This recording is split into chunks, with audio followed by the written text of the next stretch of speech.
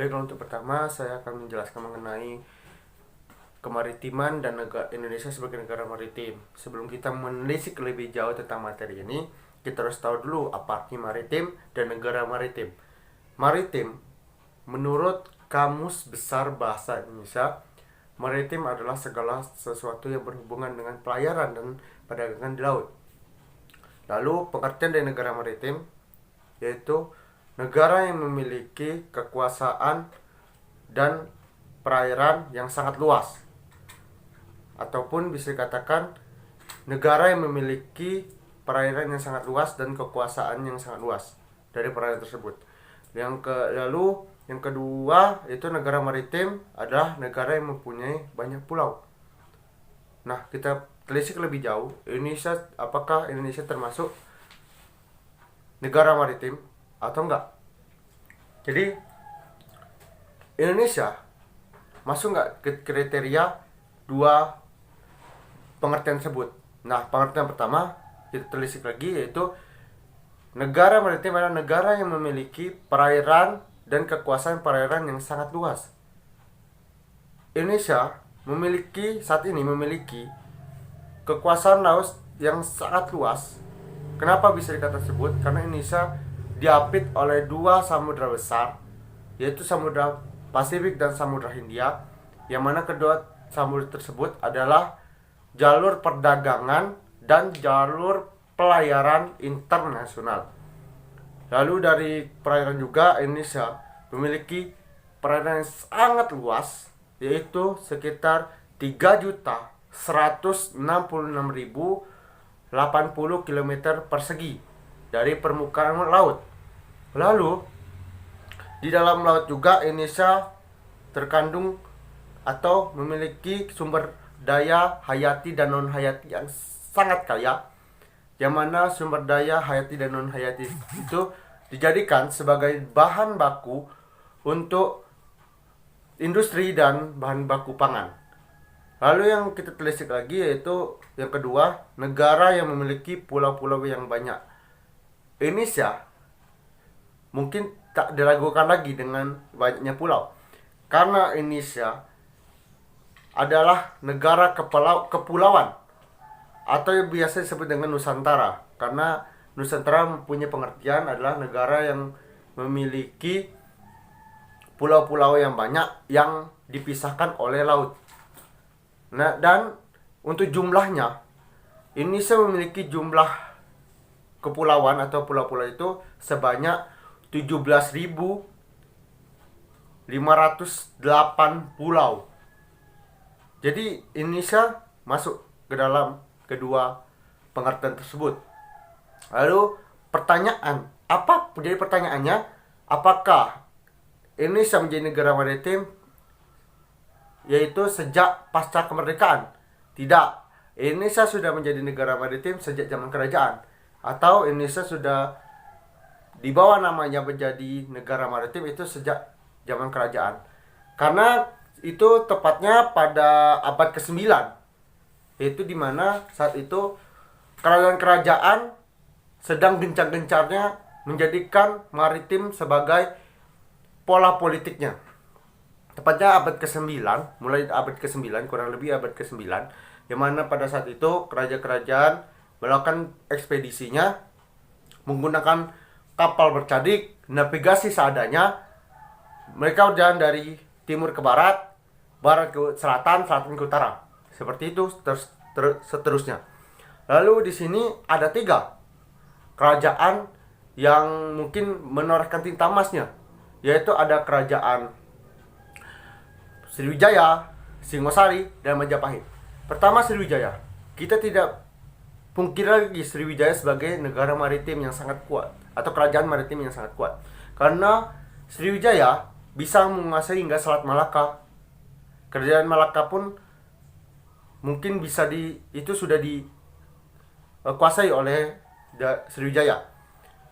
Dan ketika ekspansi wilayah pun dari Sriwijaya, mereka selalu mencari tempat-tempat yang strategis yang mana bisa jadikan pangkalan armada laut mereka. Yang kedua, ada Singosari. Mungkin kita tidak menyangka kalau Singosari adalah negara atau kerajaan yang memiliki pola politik maritim. Memang mereka tidak mempunyai pola politik maritim, tetapi mereka pernah melakukan ekspedisi ke daerah kerajaan Champa atau Kamboja, yang mana mereka melakukan perjalanannya untuk melakukan aliansi dengan kerajaan Champa untuk membendung kerajaan Mongol agar tidak menggempur atau menguasai daerah Asia Tenggara. Lalu Bali pun, dari Singosari ini, kerajaan Singosari menguasai Bali itu mereka melalui perairan. Makanya mereka melakukan ekspedisi melalui perairan. Lalu yang ketiga ada Majapahit. Majapahit seperti yang kita ketahui dipimpin oleh raja-raja yang sangat hebat dan patihnya yang sangat kuat, yaitu ada Hayam Wuruk, Raden Wijaya, dan Mahapatihnya yang sangat gagah, berani, dan kuat, yaitu Mahapati Gajah Mada. Yang mana ketiganya memiliki pola pemikiran yang sama, yaitu ingin mempersatukan pulau-pulau di Indonesia menjadi satu, yang dinamakan dengan Nusantara. Jadi itu pula yang disebutkan oleh Gajah Mada dalam sumpahnya, Sumpah Palapa. Nah, jadi Indonesia sudah menolehkan atau menuliskan tinta emasnya sebagai negara maritiman dari zaman kerajaan yang dinamakan dengan kerajaan maritim. Nah, materi selanjutnya yang akan dibahas adalah materi tentang kerajaan yang sangat kuat pola politik kemaritimannya, yang mana dia menguasai kemaritiman perairan sehingga dia membuat Indonesia menjadi negara maritim hingga saat ini. Yang awalnya dia hanya menjadi kerajaan maritim, pola politik kemaritiman menjadi Indonesia sekarang menjadi negara maritim. Nah itu akan dijelaskan oleh saudari Octavia.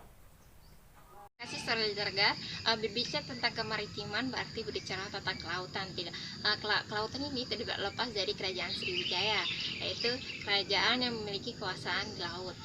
Yaitu hal ini berasal dari bukti prasasti kota Kapur, yaitu berada di Bangka. Penelitian dari Howard Hackeren pada tahun 1913, yaitu mengatakan kata Sriwijaya ini adalah merupakan nama raja, tapi pada tahun 1918 penelitian G. Cordes menyebutkan dalam bukunya, yaitu Rayonme Deskriptjaya, bahwa Sriwijaya itu adalah nama sebuah kerajaan yang berada di Palembang atau Sumatera Selatan, yang memiliki pusat di Sungai Musi, yang berarti merupakan kerajaan kemaritiman. Kemudian informasi selanjutnya, Sriwijaya ini merupakan sebuah kerajaan yang menguasai dan membentuk suatu membangun pelabuhan-pelabuhan di sekitar pesisir pantai Sumatera.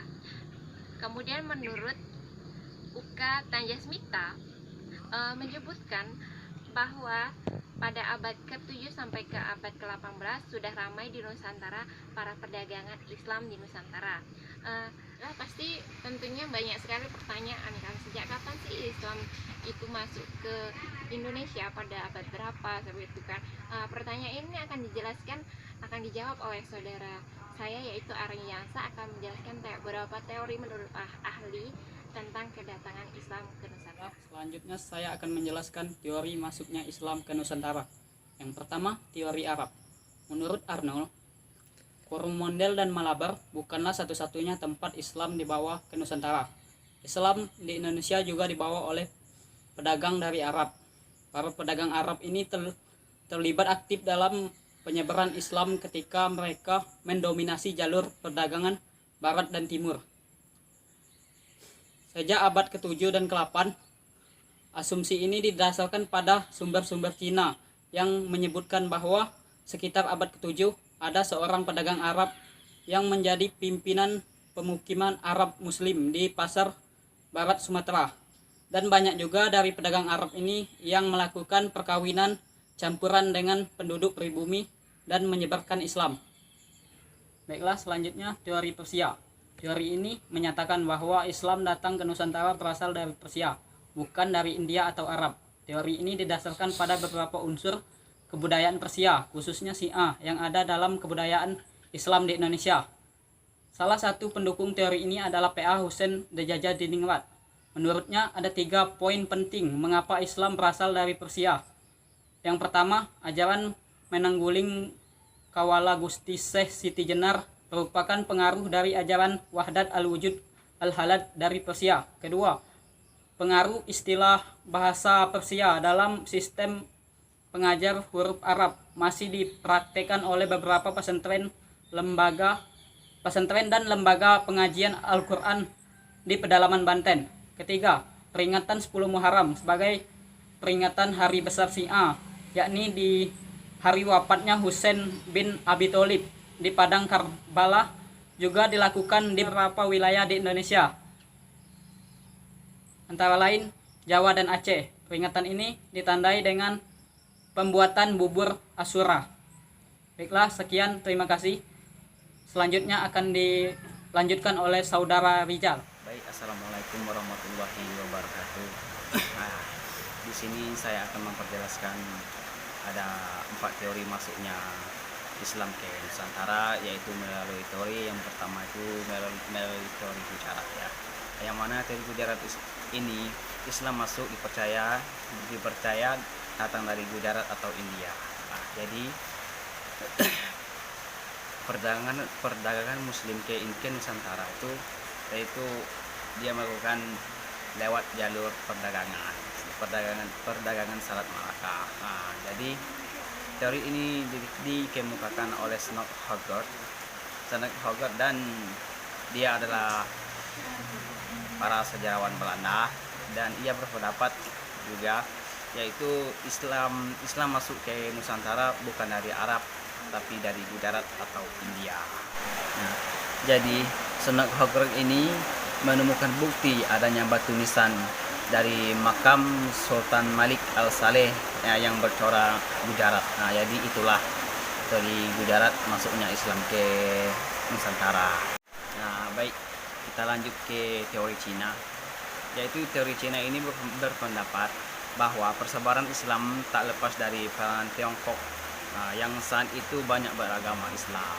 Nah, jadi tak kalah pentingnya adalah kunjungan dari Laksamana Cheng Ho atau Zheng He, seorang laksamana yang mana Cheng He ini adalah seorang laksamana dinasti Ming yang beragama Islam dan diiringi oleh banyak pengiring Ying yang juga beragama Islam. Jadi teori ini berpendapat bahwa Wali Songo merupakan para keturunan saudara Tionghoa. Jadi teori ini bertentangan dalam permukaan umum bahwa Wali Songo keturunan orang Arab atau Asia Tengah. Jadi itulah pembahasan dari teori Cina. Lebih dan kurang saya mohon maaf. Sekian.